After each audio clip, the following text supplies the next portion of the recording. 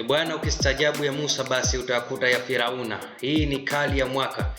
Huko katika social media kumezagaa picha mbalimbali za watu maarufu mastaa wakichukua fomu za chama cha CCM za ugombea wa sehemu tofauti, lakini ambacho kitakushangaza ni hiki hapa. Kumkuta Baba Levo pamoja na Mwijaku pia hawakuwa nyuma katika jambo hilo, nao wameenda kuchukua fomu ya kujaza katika ugombea wa viti tofauti. Hivi inakupa picha gani? Yani kutoka kwenye uchawa hadi kufika kwenye ugombea. Yani tunaenda pale bungeni, tunamkuta Mwijaku yuko pale, kutoka kwenye uchawa anakuwa hadi mbunge. Hivi ni kweli watakuwa serious kama vile tunavyohitaji sisi katika maisha? Waende wakahudumie wananchi, waende wakatatue matatizo ya wananchi, au itakuwa ni zile tu sanaa zao watazitoa kule kwenye mambo yao ya usanii watayaleta huku kwenye siasa?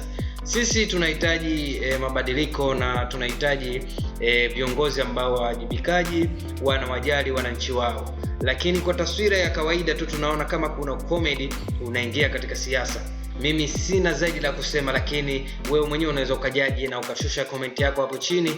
Hivi ni kweli utakuwa no serious katika siasa sasa? Manake wasanii mbalimbali tumemkuta Frida Amani, wapo wasanii mbalimbali nao wameenda kugombea katika viti tofauti.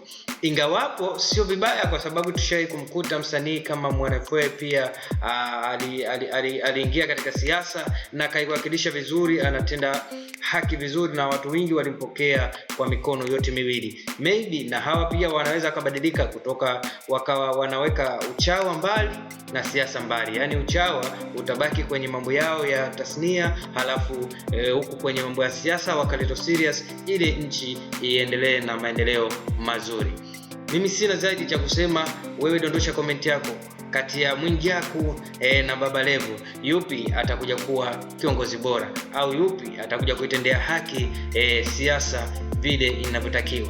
Hii ni Sulesh Online Blog. Kama wewe bado ni mpya, basi hakikisha una subscribe hapo chini, una comment pia, una like na kushare video hii ili wengine wapate kuiona. Ciao, tukutane tena muda mwingine.